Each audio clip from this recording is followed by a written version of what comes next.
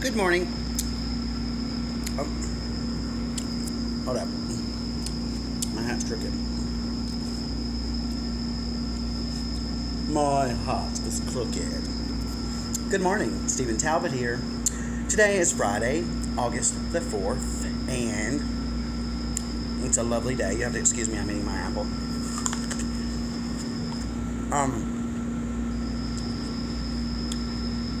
It's a beautiful, beautiful day. It rained earlier, but it's not raining anymore. We needed the rain anyway. And now the sun is out.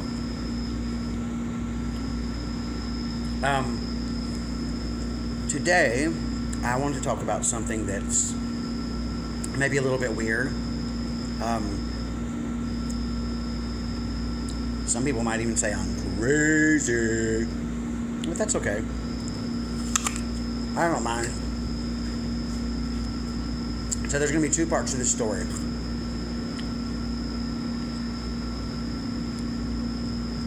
During the second part, I have to go and get a book because I want to read you a passage out of the book. So I'm going to stitch two videos together again. So the other day, excuse me, how rude of me to eat on camera. Let me just sit that apple down there. Okay. So,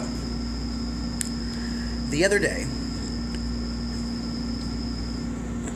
I swear that hat is just crooked. Is that hat crooked? Okay. So, the other day, have you ever stood in front of the mirror and you sort of catch a glimpse of your eye and you look yourself into the eye and you say, "You're so beautiful." I'm just kidding. No, have you ever looked yourself in the eye and just try to talk to yourself and try to see, hello, are you in there? Is anybody in there? Well, the other day I worked out, went jogging and walking, more like walking. And, God, apples give me such indigestion. Anyway, I got out of the shower and I sort of was brushing my teeth, and then I caught a glimpse of my eye, and I looked back at myself and I looked really deeply into my eye. This is going to sound crazy. And I actually caught a glimpse of someone, of me. It was me, but it was a different me, if that makes sense. And I said something along the lines of, "Hey, welcome. Where have you been? Finally, you've made it. Where the fuck have you been? We've been waiting for you," or "I've been waiting for you. It's about freaking time," or something like that.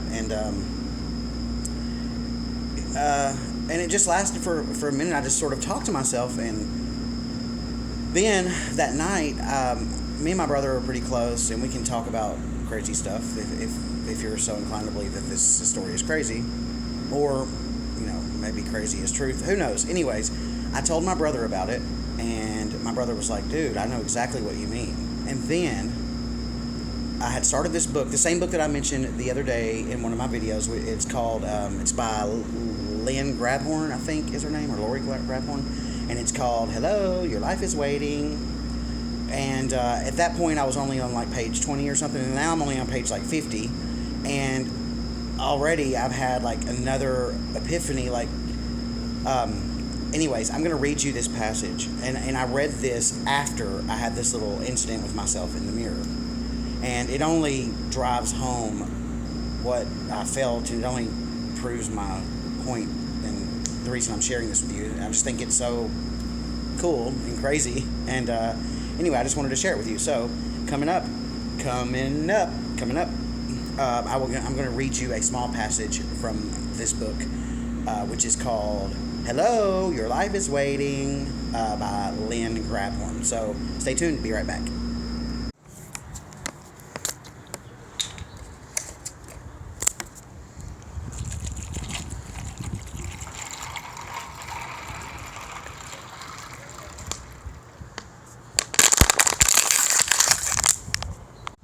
Okay, I'm back.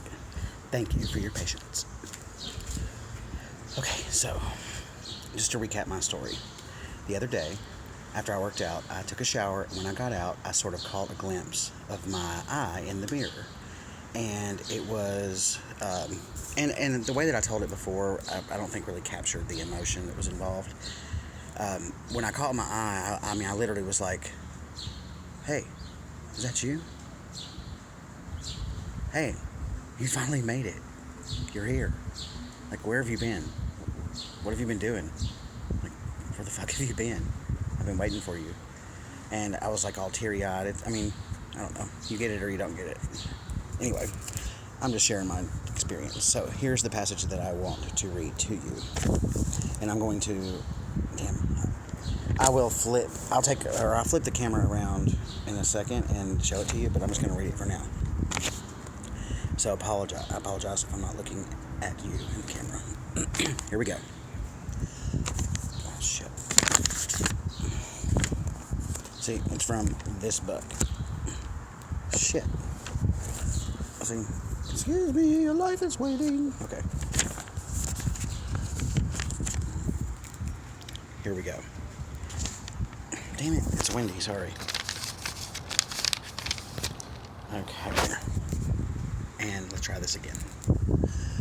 Most of us have this crazy notion that we sort of popped into this place quite by accident. Not hardly. We each came with a partner, this profoundly loving, exclusive chaperone whom we have, by and large, chosen to completely ignore. Call it an inner being, a higher self, an expanded self, a God self, or Mickey Mouse. Call it what you will. It's that greater part of us we're attached to that comes with this physical package. We can't be physical without it. For this, it's the source that keeps us alive, not living perhaps, but alive. It's the pure, positive energy of it all. That is, of which we are a part. The pure, positive energy of life, which we are. Didn't you ever feel like there's some secret part of you that knows everything there is to know, but just doesn't stick its head out? There is. It's that broader, older, wiser part. That vastly expanded extension of each of us that communicates with us in a way that only it knows, through feelings.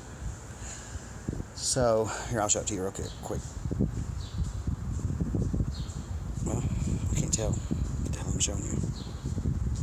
Oh, is it coming backwards? Is it showing up backwards? It is. How weird. What the hell? Oh, I don't guess I can show you. I didn't even think about that. It comes through mirrored. So isn't that crazy? Isn't it crazy that I mean, I think that when I caught a glimpse, God, this hat is crazy. Look at it. It's totally crazy.